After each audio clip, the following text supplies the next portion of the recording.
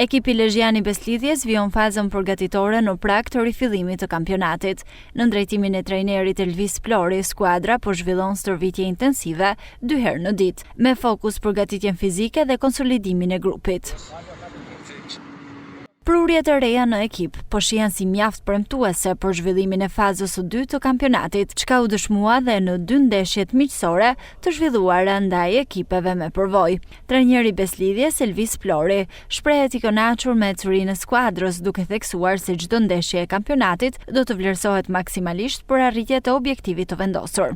Jam i kënaqur me kushtet, po vijojmë përgatitjet, është shumë e rëndësishme përgatitja fizike në këtë moment, po gjithashtu dhe lojtarët e ri që të bëhen një me ekipin, pra njoja dhe prurjet e reja të jenë bashkë me grupin një skuadër e cila cilësohet një. Jam i kënaqur me ato prurjet që kanë ardhur, por gradualisht duke marrë formën dhe duke shku në nivelin e tyre të duhur. Kemi 4 lojtarë të cilët tashmë ju e dini janë të konfirmuar.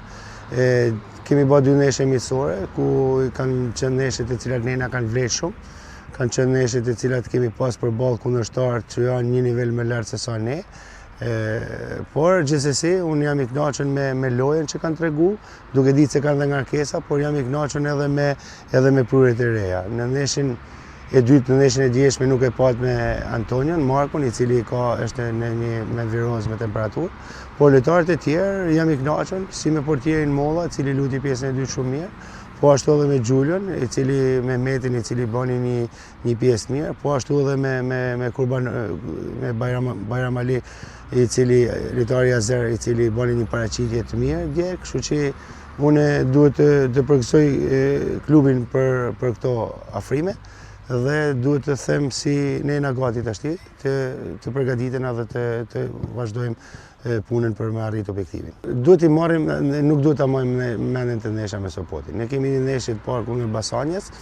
I dihet se këto neglizhenca të skuadrat e vogla gjithmonë të nxjerrin punë. E kemi pa dhe javën e fundit me Naftetarin me një fitore 2-0 e cila ishte me të vërtetë na nxori punë.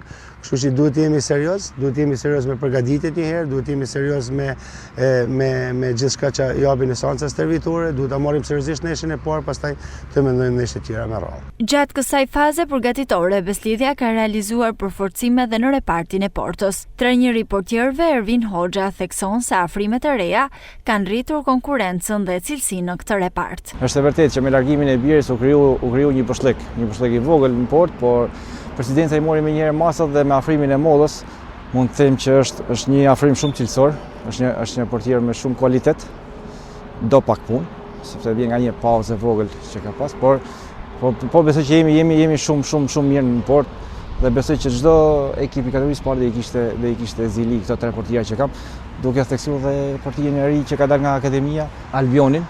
Gjoka është një portier me perspektivë që besoj dhe ai do rritet shumë shpejt. Faza e dytë e kampionatit do të nisë më 31 janar, ndërsa ndeshjen e parë Beslidhja do ta zhvillojë në Lezhë përballë ekipit të Basanjas.